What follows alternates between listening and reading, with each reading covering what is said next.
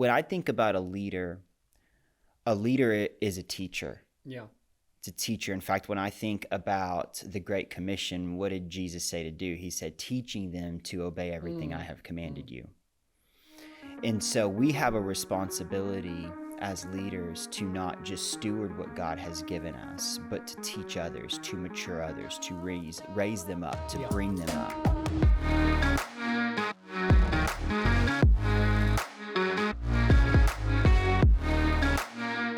Hey, welcome everybody to another episode of the Faith Family Leadership Podcast. We are excited to be with you today. And before we get into today's episode, I want to take just a minute and thank all of our listeners. Thank you for listening, for liking, for subscribing. If this content is adding value to you and to your leadership, we'd love to know about it. Leave us a review and let us know. And I'm excited about today's episode because we got a special guest with us in the podcast studio, the one and only Grant Hoyle. How you doing, my man? Always well. Always good to be with you, Brian. Yeah? You excited about today? I would say on the list of things I'm excited about, Thanksgiving, Christmas, and being on this podcast. In no particular order. No. Today's episode is going to be a good one because we're going to be tackling the subject of mentorship, which really comes down to this thought of who are you directly developing. And really, this is kind of building on last month's episode where we talked about influence, how we influence others, how we lead our teams. And we're just kind of going to take it a level deeper. If you didn't get a chance to listen to that episode, I recommend you go back, give it a listen. I think it'll add a lot of value to you. But I'm ready to get into today's episode. No need to look back in the past when we should be looking ahead to the future. Yeah, I like that. I like that approach. But listen, Brian, I've been filtering through the comments. Okay. I've had my ear to the ground. And one of the things I've noticed watching all of the incredible episodes with yourself, Pastor Josh, Pastor Kara, every week you serve the people by asking other people questions. Reading the comments, a lot of people are asking, we want to know more about Brian. Who's the man behind the beard? So who's actually asking that question? I patrol the comments. There was 2 comments left over the last 6 months, but I do think that it warrants a response. And so I have a little game set up for you where I've got 9 questions. Not 10. Not 10, single digits. Yeah, that makes sense. And I'm going to ask a question and I want you to finish the sentence. Now, one of the things I like about you is you're a thinker. You don't do anything without thinking. Sometimes I think about what I'm thinking about. Think about that. I will. I'm a thoughtful thinker. You are a thoughtful thinker. But what I want you to do is I want you to think of the first thing that comes to your mind. Don't play the game of what do the people want to hear. People want to know the truth. Okay. So and it'll set you free. So I'm going to ask a question right. And I want you to finish the sentence. Okay. Are you ready? Never. Number 1. Yep. The best fast food place is? Oh, Captain D's. I'm just kidding. I'm going to go with my favorite. It's Chipotle. Ooh. I know that's spitting in the face of Chick-fil-A, Man. places like Whataburgers, but when you're thinking about where do I go, it's going to get me quality macros, guilt-free dining. Yeah. You're not a fan, I can tell already. I like it, but man, to put it at the top spot. I'm putting it at the top spot because that's frequency. I'm hitting that more than anything No, else. you answer the question the way I asked you to. What do you order from there? Burrito bowl? Oh, all day. Burrito, I'm going to give you my order. I'm going to give it to you specifically because actually, truth be told, it's already online placed for today. When we finish shooting this thing, that baby's going to be waiting on me. What is it? What's your order? I'm going burrito bowl. Yes. I'm going double steak. Yep. Brown rice. Yeah. A half portion pinto beans. Okay. Yeah, sprinkle of cheese. Yeah. A little bit of guac. Yeah. I like that medium, like tomatillo. I think that's the proper pronunciation. Yeah, salsa. you got that. Sparkling water. Do you get that roasted corn? It depends on the day. Right. No, let me tell you, if the day... Fridays is not a corn day? No, not really a corn day. Sometimes I want the added like sweetness and texture. Sometimes I'm like, nah, we're going bare bones pro today. It's a little sweet, isn't it? Like little candy. Yeah. Vegetable candy. All right. Second question is, the best movie of all time is... Can I go best movie series? Because I love movies and it's hard for me to put of one at course. the You top. say whatever you want to say. I'm going to say best movie series for me would have to be Star Wars. Ooh. Yeah, I just recently got into a new kick. Okay, wow. Yeah, Ahsoka came out on Disney Plus. Okay, I think I saw that icon. Yes, and it had me fired up to go back through the prequels. So Cool. How many Star Wars movies are there? there are 9 Nice. total. Okay. Um, And would one of those be the best movies you've seen of all time? I don't know if one would be the best movie of all time. If I had to pick the best Star Wars movie of all time, I would probably say Empire Strikes Back. Okay. What's the best movie of all time? I don't know if I have one. Don't think about it. Just say it. I don't have it. Just say it. I can't. I don't Just have it. say it. I don't have it. Okay. I can run faster than a... 3-year-old. Can you? I can if the wind blows right. It annoys me when people... Oh, talk when they eat. Oh, there's a word for that. My wife, she says she struggles from it. There's an actual medical term of when people get irritated when they hear someone else. It goes beyond irritation. Okay, you've got that. I always laugh when... People fall. People what? Fall. Not like fall from grace. Not like a fall. Not like the sin. But... I was like, whoa. No, not like that. I mean, we do serve a redeeming God, but it does make me laugh like when kids are running and they just kind of fall. I mean, there's a split second there where I'm checking vitals, making sure things If are the where they injury's need to not be. severe, it is humorous. Yeah. Dancing is also, it's always funny to watch people dance. Yeah. Yeah, I agree. Especially at like... if they're not good at it. Most aren't. No, they're not. Most aren't. Reality TV shows are... Trash. Oh. You don't like The Amazing Race? Survivor? It's just kind of old news at this point. I think it feels I like agree. Survivor's season 72. Yeah, that's true. It's like, how many Survivors are out there? I actually don't like Survivor. I just know it's popular, so I was playing the game a little bit. Okay. My favorite book trilogy is... Lord of the Rings. Good book. Good book. The best purchase I've made in the last month is... Interesting. Thinking about it. Take your Got a time. new iPad case. And it's nice. Okay. It's the only thing I can think of. That's fine. Honesty is what we're shooting for here. A book I'm currently reading is... The Bible. Of course.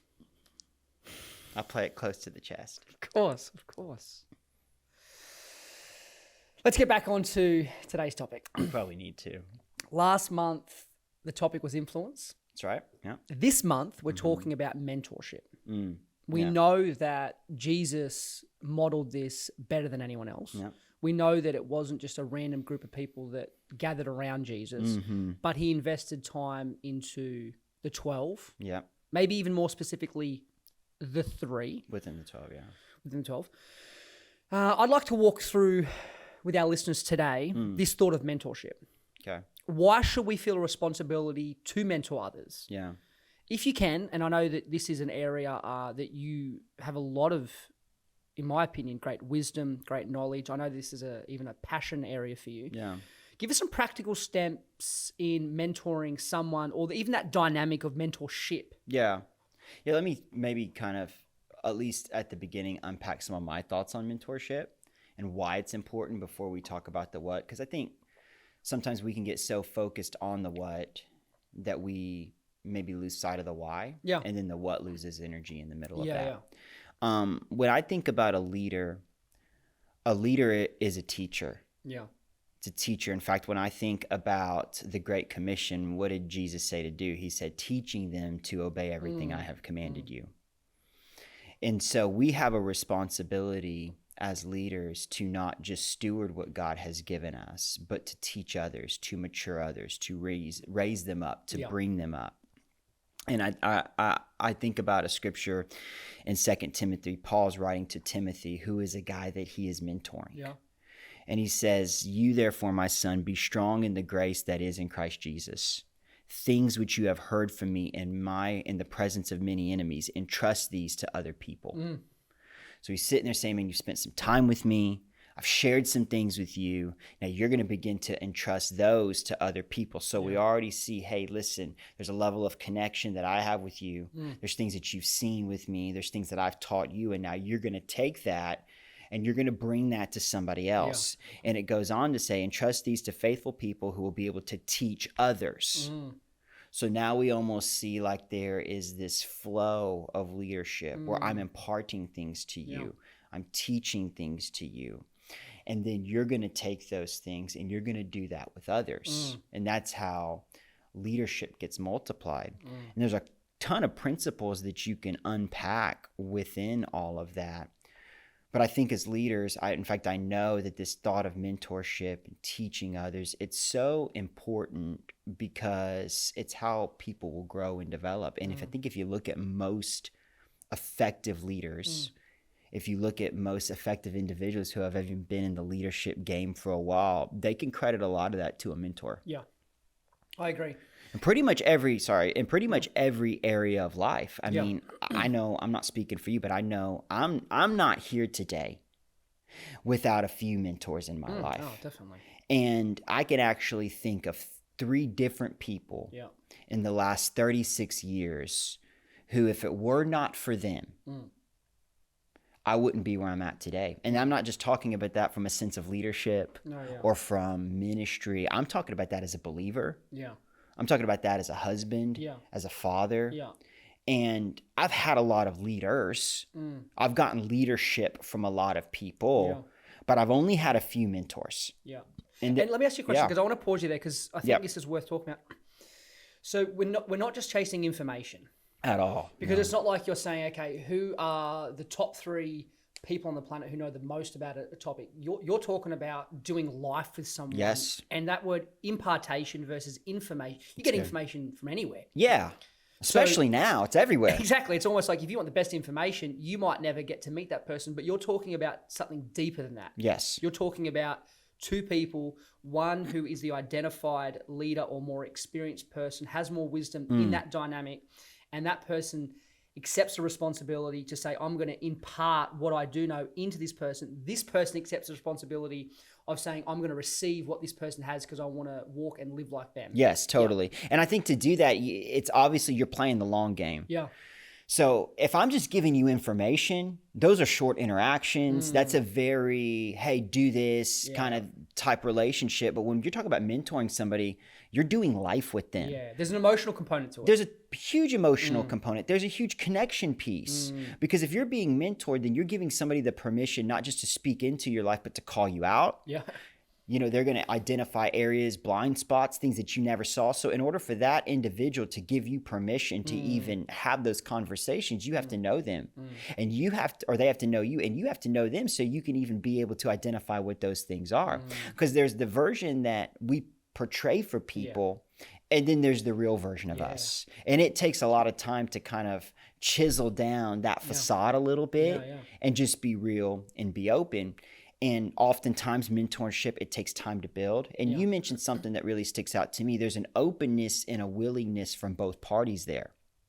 Has to be trust, because if you don't trust someone, I mean, one of the things I've noticed in my journey of leadership, ministry, mentorship is, if I know that you have good intentions for me, I'll listen to you. Yeah. But if I don't know that, or I don't trust that, I'm going to have a guard up. I mean, that's just natural human, a defense mechanism. It's like, if I don't know what your intent is. And so I think when you're mentoring someone else, you have to allow trust to build.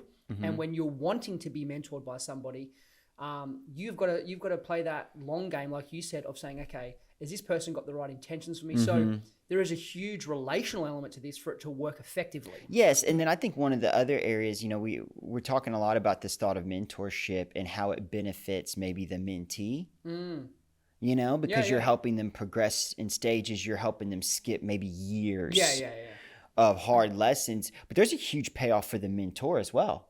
A lot of fulfillment. Anytime you're teaching somebody how to do something, it's automatically going to level you up. Yeah. Anytime you're coaching somebody on what it means maybe to have a healthy relationship with your spouse, or to engage with your kids, or how to be a great connecting leader, or just fill in the blank, like it's automatically going to level you up because now all of a sudden your focus is on it in a greater way. Yeah.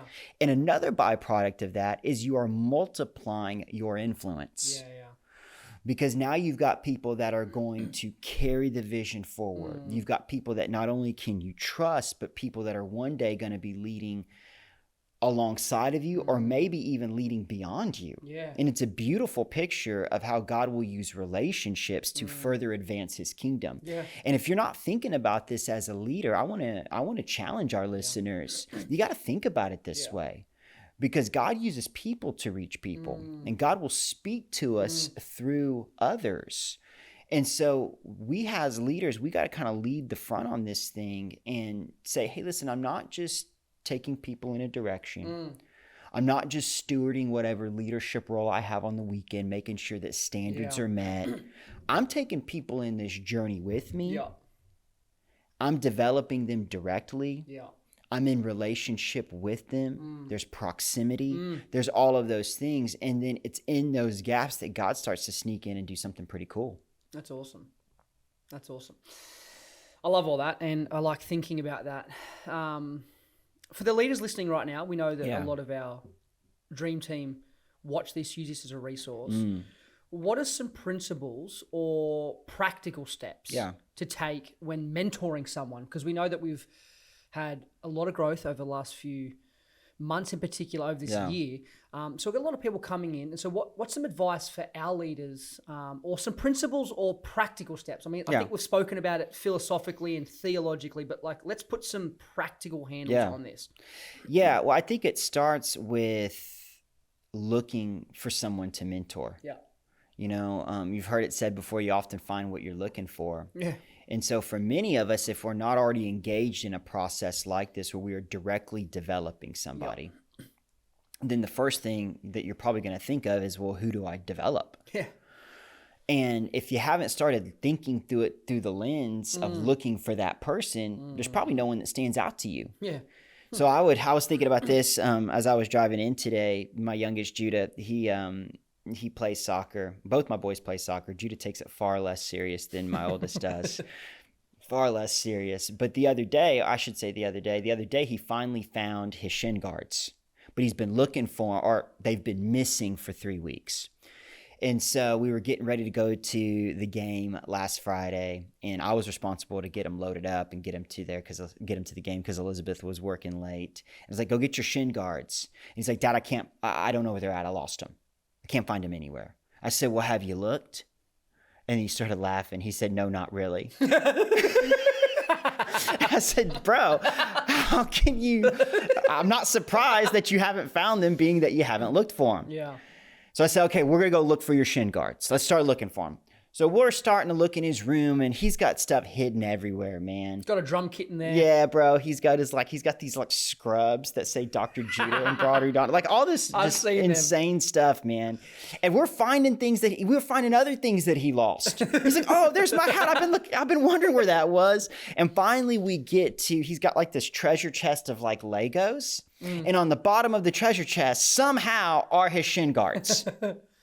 And I think sometimes we approach this thought of leadership and developing people, and we'll approach it the same way. Yeah. I was like, man, I just wish I had some good leaders. Yeah. I just wish I had someone to pour into. Yeah. And a lot of times they're like the shin guards at the bottom of the Lego thing. We haven't even looked for them. It's good. Because you find what you're looking for. Yeah. And so I think the first step, or the first step that we have to approach as leaders is, who are you looking for? Are you looking for somebody? I love that thought, and I want to say something. If you are a leader and you're going into the Sunday and all you're thinking is of the task, that's half the job. No, that's half the job. You've got to be thinking through, okay, who am I interacting with? Who's naturally good at what I'm doing? How can I put that person into a process where they can now be a part of this? And so I think one of the things that helped me was going into anything I've been asked to lead, it's half the job is the task at hand. The other job is to go, how do I bring more people on the journey to help do this? Because they're going to find a lot of fulfillment in helping. Yep. and then you're going to be able to develop them, and then soon enough they're going to do what you're doing, and then you're going to be able to do something else. Well, how many times when you read throughout the Gospels and you look at the life of Jesus, would you see him in these situations where he was teaching or he was healing, he was ministering? There was a task that he was performing, and then there was an immediate debrief with the disciples. He was always going somewhere, and he was bringing somebody with him. It would go down, and then they would sit there and they would talk about it after, and he would say, this is why I did this. This casting out devils requires a different kind of prayer. Discipling them. Yes, he was always taking a moment to make it a two-part process. There's the ministry that we're doing, and then there's the discussion that we're having and the principles that we're applying. Because it's the continuation of it being an event and a moment versus something that is building momentum so it can continue. Well, Jesus knew that he was going to spend 3 years on earth, and that the future of the gospel and Christianity was going to flow through these 12 disciples. And so he had 3 years to do it through these 12. And so he was using every moment, I think, to, again, not just set an example and not just bring healing and fill in the blank to people, but to teach these guys and develop these guys, because he knew that that's how it would go further and faster. And that thought of anything that you're doing, you're bringing somebody with you. I mean, we're about halfway through the small group semester. I've got a great small group that Elizabeth and I lead on Sunday nights. We love our small group. I've been thinking about who I'm giving this group to because we need more groups. And this is how you begin to do that. So I think it starts with finding, or maybe starts with looking for those people or that person. And there may be, the listeners may be wondering, okay, well, who am I actually looking for? You know, I think our leadership profile is a great place to start, you know, because we talk about a leader at Faith Family Church, they're Jesus-centered.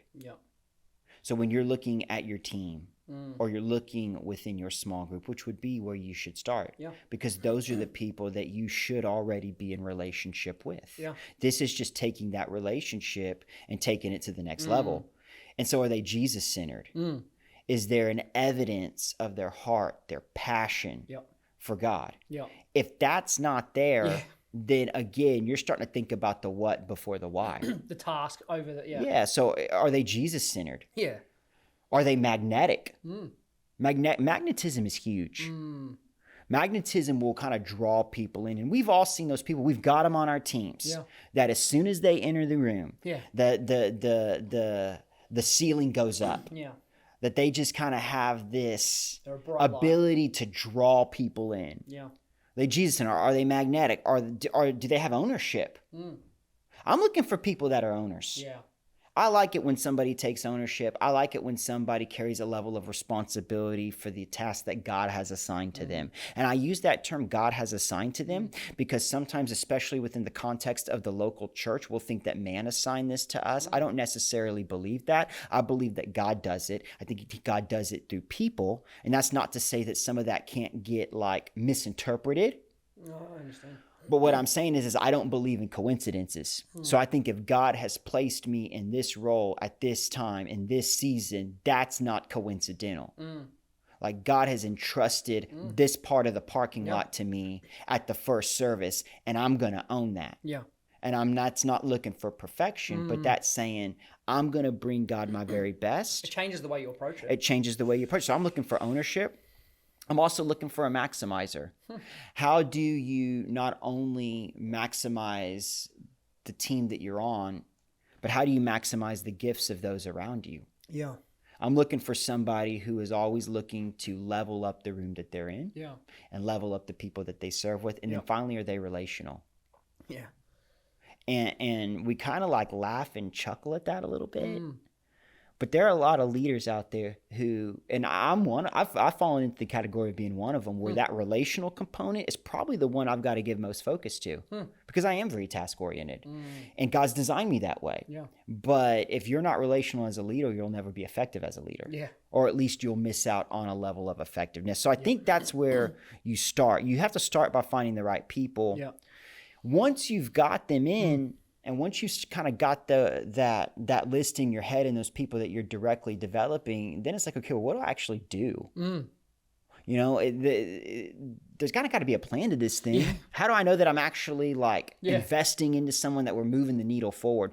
There's a principle that surgical residencies will apply when they're teaching people how to like perform surgery. Right. And this was way back in the day. A guy named William Halstead, who worked at Johns Hopkins, kind of came up with this principle. Some of our listeners may be familiar with it, but it's called the see one, do one, teach one. What they would do is as these residents came in, they would want to teach them how to replicate good practice. This would go beyond. Now, these are guys that have graduated, guys and gals that had graduated med school. So they had the information. But what they had found was there was a disconnect from the information and the right application. Because it's one thing to read about it in a book. It's another thing to have to cut somebody open and perform surgery. Oh, boy. So Halstead, he developed this principle of see one, do one, teach one. He started with see one, okay? And that's really a visualization. Yeah. That's where you're watching me do it. This is where I'm beginning to impart to you and show you what this means. Now, if we go back to that letter that Paul wrote Timothy in 2 Timothy, it says this, and I actually kind of see this principle kind of in that particular few verses. It says, you therefore, my son, be strong in grace that is in Christ Jesus. So there's encouragement. He's starting by encouraging him. And maybe I'm reaching a little bit here, but I think he's encouraging him because Timothy's probably feeling a little bit over his head maybe. He might be wondering if he's got what it takes. In the same way, somebody who has graduated med school and now is coming into this situation where they're going to have to start operating on people. People's lives will literally be in their hands. There's probably a part of them that feels a little bit like maybe they're out punting their coverage a little bit. So he starts with encouragement, which is a great principle for all of us as leaders, as developers. Always start with encouragement. Good parenting tip too. Everything. Always start with encouragement. Be strong in grace that is in Christ Jesus. Then he says, the things which you have heard from me in the presence of many witnesses. Things you have heard from me. So what does that mean? That means that there is a period of time where they were in this thing together. Where Paul was doing, going back to what you said, maybe performing a task, but he was almost narrating that task with them. Okay, this is what I'm doing right here. And this isn't just what I'm doing, but let me tell you why I'm doing it. Because when we do it this way, this is the result. And if we don't do it this way, this could be the result. And so this applies really to every environment because it isn't just learning. It's a visualizing approach. And we skip this a lot. I've been guilty of skipping this so much. I'll just skip the whole C1 and go straight to you go do it. Hey, this is what I want, go do it.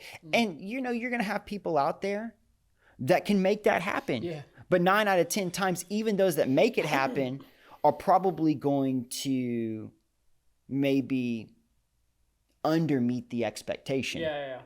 Because they don't even know what it is. And so you're going to go tell them, hey, go do this without taking the component of walking somebody through it. We do this when it comes to the teams that we lead. We'll do this in relationships that we have. And so it starts with seeing one. And I think that there's even a level of, there's a relational level in there. Because when I invite you into this and I slow down enough to say, hey, come with me. I'm going to show you how I do this. And then I'm going to talk you through it. I'm narrating it. So you see this C1 where you're really watching me and it's a visualization process. It's a place for you to be safe. It's a place for you to go from information to now you're actually seeing how it's applied in real time. You go from that to now you go from the C1 to the do one. So where you were watching me, now we're going to flip it and I'm going to watch you.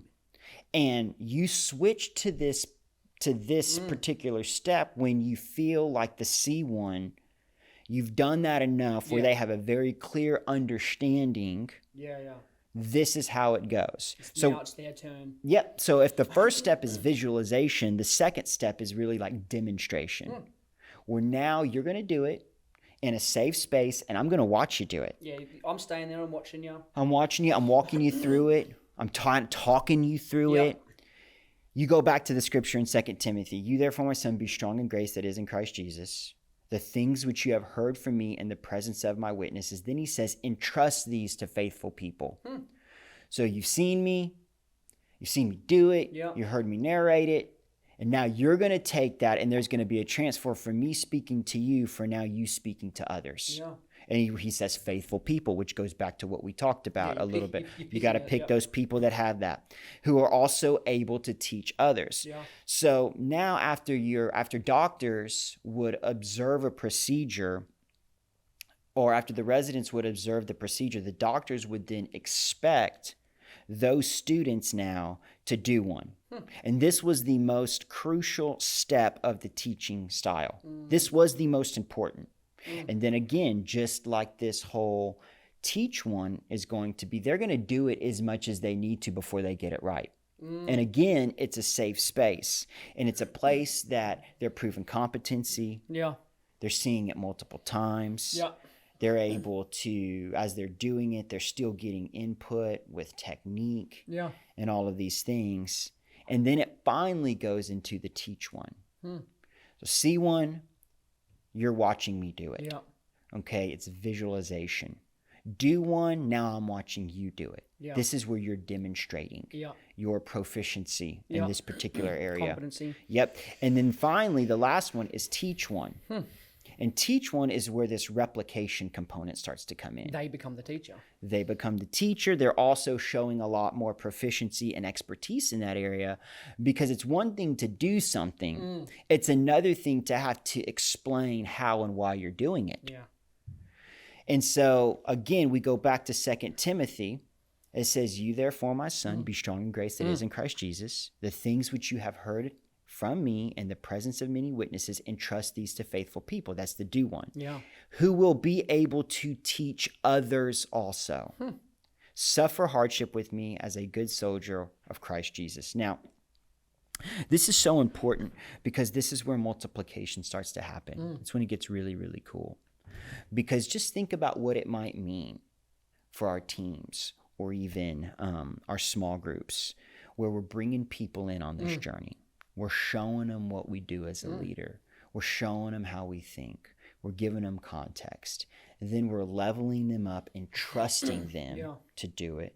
We're watching them. There's a safe place for them to learn. There's a safe place for them to fail. There's a safe place for them to process things on the other side. And then we get to the place where now you're going to teach somebody else how to do it. You could make this super practical and look at our small groups, for instance. When you think about multiplying small groups, which for us, small groups are so important, because that's how people are cared for, they're connected with. If you were to look at small groups, you bring a couple in, maybe you launch a small group, and it's a married small group. Invite these people in, and you start looking for, who am I going to give this group away to? And so maybe you identify a couple. They've got some of those leadership profile components. You just naturally click with them because there's a relational kind of chemistry there maybe. And then about halfway through that semester, you're starting to talk to them about it. Hey, listen, I want you to stay a little bit later after small group tonight. Small groups from 6 to 7. At 7, I'm going to flick the lights, let everybody know small group's done. I want to invite you guys to stay with me, stay here for another 30 minutes. So we can unpack the group a little bit. I can tell you what I'm thinking. I could tell you how we approach this. I could tell you how we prepared for tonight. And so what are you doing? You're starting to talk to them a little bit. You're starting to apply that C1 principle. And then you start, after a few weeks of that, they're starting to really wrap their head around this thing. Then you're saying, hey, next week, I want you to open up the night in prayer. Hey, next week, you're going to handle the Q&A, and I'm going to be there. And if you get in over your head, I'll come rescue you a little bit. Starts talking about wild stuff. Yeah, things start getting a little wily. We're gonna have to reel that in a bit. Well, it's speed of the leader, speed of the team, right? Yeah. And you're approaching that, and then by the end of the semester, you're not only talking to that leader about taking over that group, you're talking to that group. And then in that very next semester, guess what you just did? You just took one group and turned it into two. Now, if you as a leader did the same thing in the next semester and they did as well, you really took one group to 4. And that's the C1, do one, teach one principle. Awesome. I love that, and I agree with everything you said. Let me flip the script a little bit, because at the moment we've kind of been going from this angle of I'm the leader, and I'm looking for someone that I'm going to mentor, that I'm going to pour into. I dare say, as people are listening, there's also another thought in the back of their mind, and it's, well, what if I need a mentor? Like, so I'm pouring in, but how am I being poured into? So where would someone start? Like, how would they steward that relationship? How would they look for one? Like, give us a little bit of insight into that. Well, I want to just tag on to something that you just said. You're never in one category. That's You're right. always in both. No, you're a father, and you've got a son, but you're also a son to a father. Correct. Exactly. I once heard it said to me, I think PJ taught me this years ago, where you really need 3 types of relationships. You need someone that's, if you would picture it, not saying that you would picture somebody maybe that was above you. Not saying that they're better than you, but someone that's further along in the journey. You need someone that is above you. So I have a few people in my life that are further along in the journey. Obviously, number one mentor in my life is Pastor Josh, and I could define him as a mentor in pretty much every category of my life. Way beyond just ministry and leadership. Obviously, he's played a huge role in that. I'm not where I am today if it's not for him. I'm not where I am today in my marriage if it's not for him. I'm not where I'm at today in my relationship with my children if it's not for him. I've also got people that maybe function in the same leadership assignment as I have, but are 10, 15 years down the road that also serve in this way for me. They're not even here in Texas, some of them. They are people that I have intentionally built a relationship with that will help me skip steps and give me insight and give me a safe place to learn. So you need to always have those people in front of you. I'm going to talk about kind of how I do this, but first I want to give some context into it. Then you need somebody that's beside you. You're a great example of that for me. Thank you. Somebody that is kind of in a similar season of life. A safe place. Somebody that you can laugh with, someone that you can be vulnerable with, somebody that has shared experiences, sometimes somebody that you can just kind of call and vent to. But you need somebody that almost like you've locked arms with and they're running with you. David had Jonathan. You need people that are beside you. Are you saying I'm your Jonathan? I might be your Jonathan. Things aren't looking good for one of us. But you have to have those people. No, you're incredibly valuable for me in the same way. You have to. I mean, that's what, leadership is a challenge. It can be hard. You need people with you that are shared experiences. They're in the same season of life with you. They get that. You enjoy being around them. There's a closeness there. But then you also need people that are kind of behind you in the journey, that you are helping to pull forward. That in the same way those that are further along in the journey are helping you, you're helping others. And so there's this really beautiful flow and relationship that I think that God kind of has created for us to live in, where there are those that are pouring into us. There are those that are alongside of us, and then there are those that we are pouring into. And it kind of helps. I almost look at this whole relationship dynamic as like a flow of water. Anytime that water stops and stops moving, it stagnates. And over time, something that stagnates begins to get very unhealthy. If you've ever looked at a pond that doesn't have moving water, there's really gross stuff growing on the top of it. It gets to a place where you don't even want to touch that thing because there's a lot of unhealthy things that have stopped up in there. And unfortunately, as leaders, for some of us, we fight the temptation of moving things forward. We may have the person ahead of us that's pouring into us, but maybe we don't have that relationship with a peer. We might have somebody, we might have the relationship with the peer, but we might not have a relationship with somebody that we're actually truly bringing along in the journey. And that goes way beyond just saying, hey, do this. It's almost like when you're talking, I'm seeing it like you've got a coach, you've got teammates, but then also you give back and you go and coach a younger team, or you go and impart some of the wisdom that your coaches have given you. It's almost like, I remember when I've played rugby league before, and I had a coach. I had coaches. I had teammates where people were on the same field as me. But then I went and coached my son's team. Yep. And so a part of my week was also designated to, well, what's going to happen next? Who's the next? Yes. Yeah, and I almost think that, like, just as you said that, I hadn't thought about it before, but I think what's another really cool maybe byproduct of teaching it to others and having that layer that's maybe a little bit behind you in the journey is I think it actually reinvigorates passion for you in that area. It does. No, it does. It takes you back to the early days where you were just dreaming of getting a shot, or you had kind of like this fresh love for maybe the church or whatever it was. And it's like, man, it takes me back to those days where I was just trying to kind of figure it out. And somebody invested into me and God awakened this passion within me. And so I do this regularly where I will almost look at some of the big buckets of my life and I'll almost do like a self-assessment. Hey, am I intentionally, that's a key word, intentionally investing? Because I'm about to get into that, but oftentimes we're looking for someone to invest into us before we make an investment into them. So I'm looking at, okay, if I look at that layer beyond me, what areas am I really looking to grow in right now? So whether that's leadership, relationships, it could even be something like a hobby or even, a passion that maybe even lies outside of leadership. So I'm assessing that. I'm assessing, hey, what is the context of the relationships beside me? Even those relationships, are they encouraging me? Because I mentioned encouragement a second ago. Are they encouraging me in a way that's going to move me forward?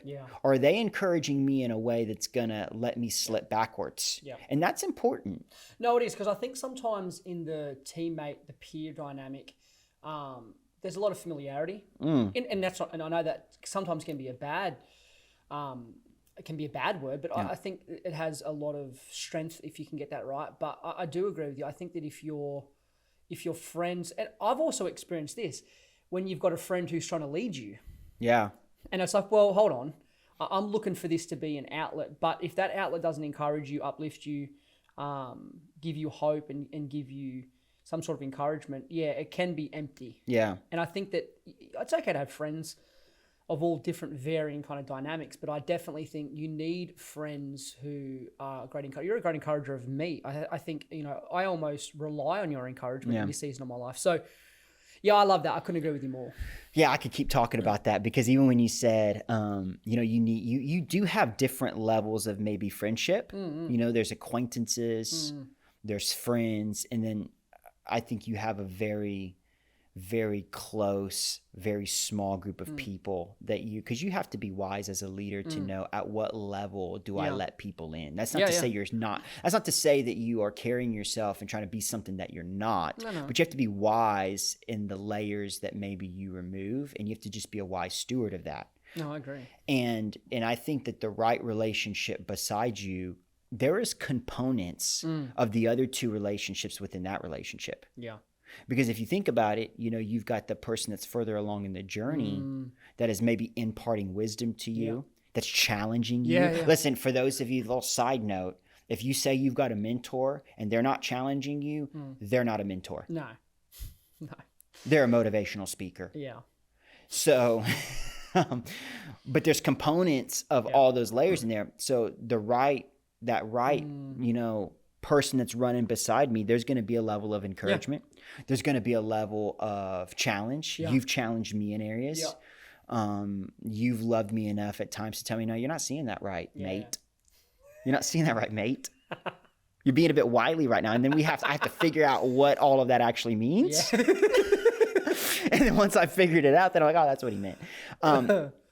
So I think that there's components of all of that. And then of course, when you look at that layer, that where there's maybe people a little bit behind you in the journey, even that, because if you're in a great relationship with somebody alongside of you, you're also probably pouring into them to a degree too. Definitely.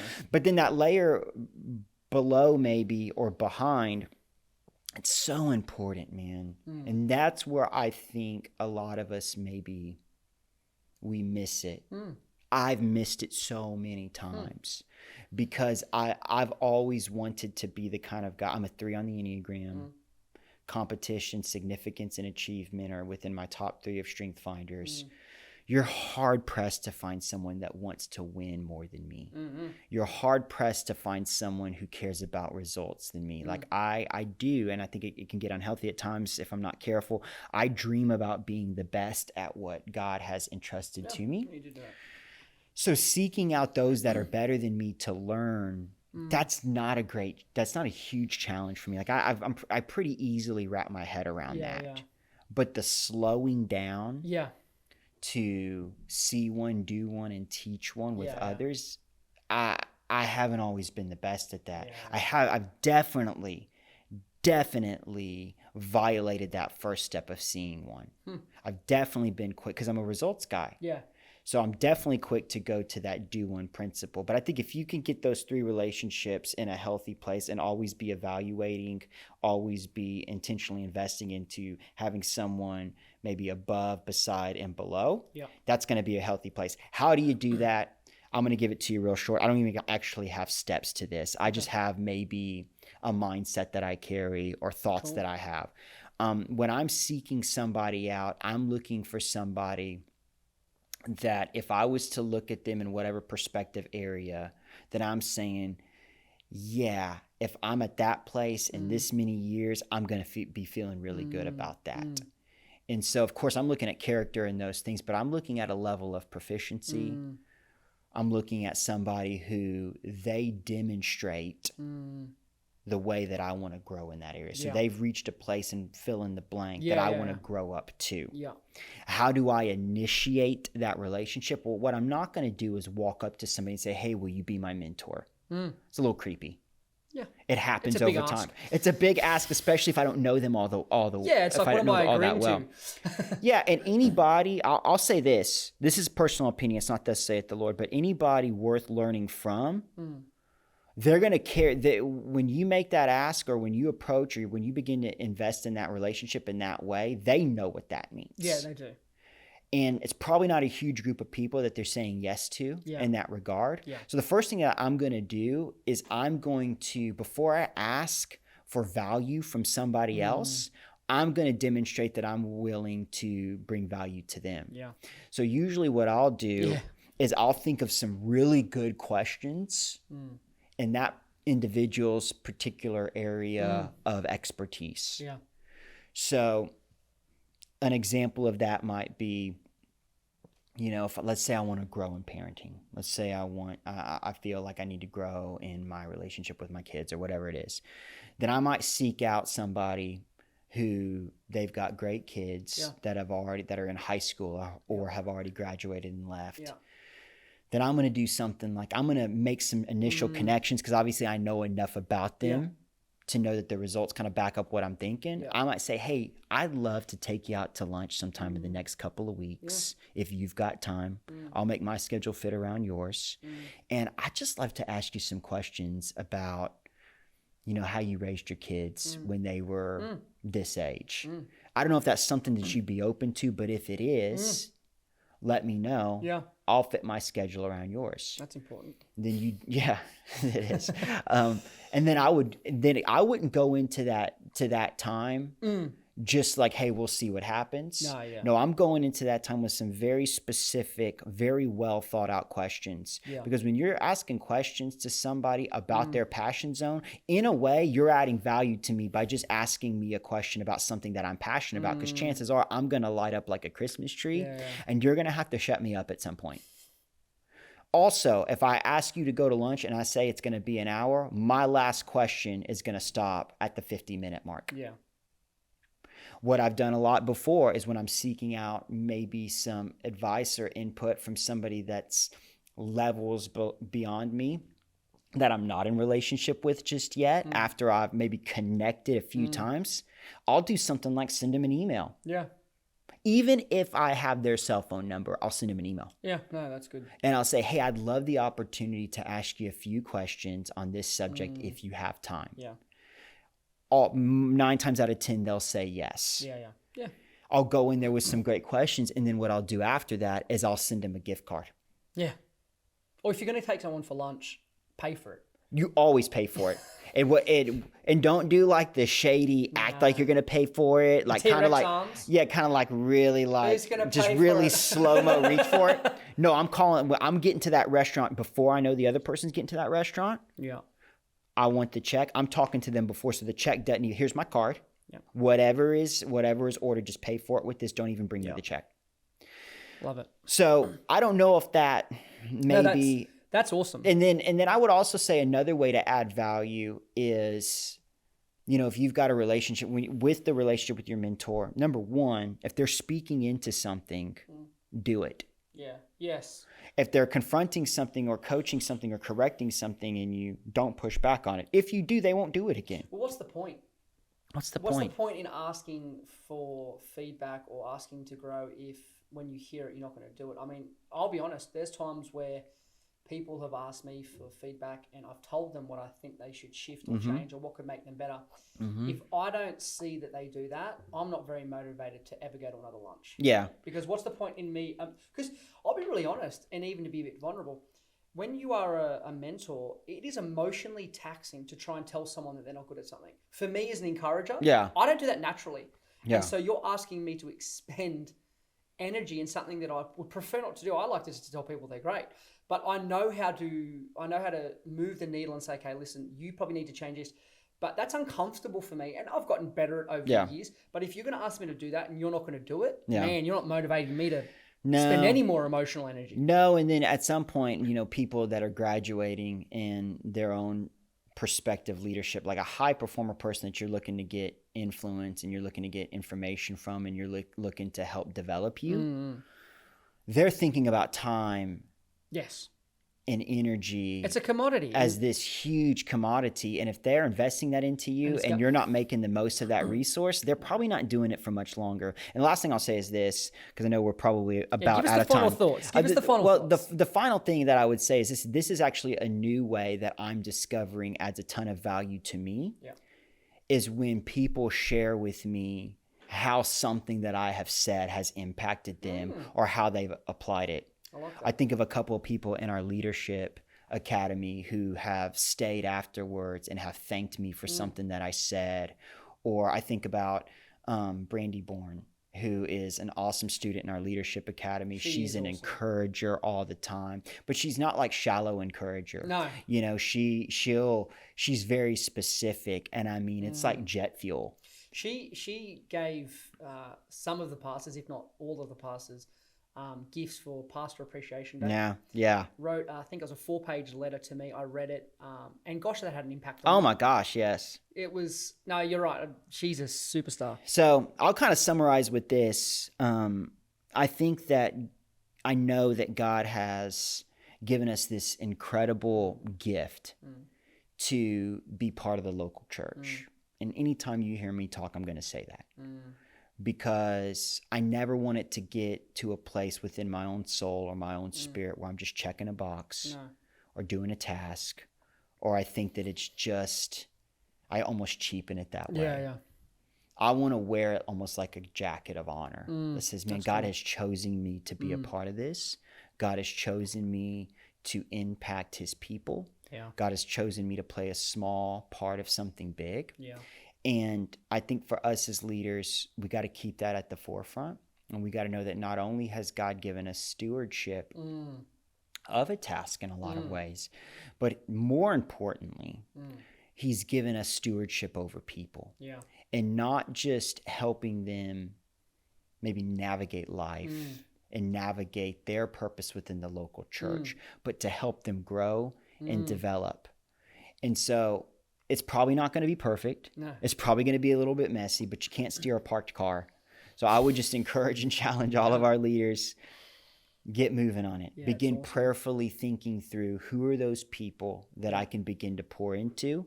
Yeah. And if you'll do that, if you'll begin to just take the steps, the beautiful nature of who God is he comes in on that. He blesses it. He breathes on it. And any maybe deficiencies that you feel like you have, God's going to cover that up. Yeah, 100%. I agree. Yeah, man. Well, friends, family leaders, thank you for watching this episode of the podcast. We hope you enjoyed it. Yeah. If it had any value or you enjoyed it, please leave a comment. It's really encouraging to Yeah, hear it that. is. And if there's any topic you want us to cover moving forward, leave us a comment. Who knows? We might even give you a little shout out. But thank you for watching the Faith Family Leadership Podcast. Brian, what are you possibly going to move the name to? Is it the FFLP? It is the FFLP. It's for short. It makes it simpler, but it also makes it more confusing. I was going to say, I don't know. It's a bit of a mouthful. Maybe leave a comment. Do you like the FFLPFI podcast, or do you like the Faith Family? They don't even know what you said for two reasons. One, the words, and two, your accent. We love you guys. Yes. Thank you for tuning in, and we'll see you next month. Yep.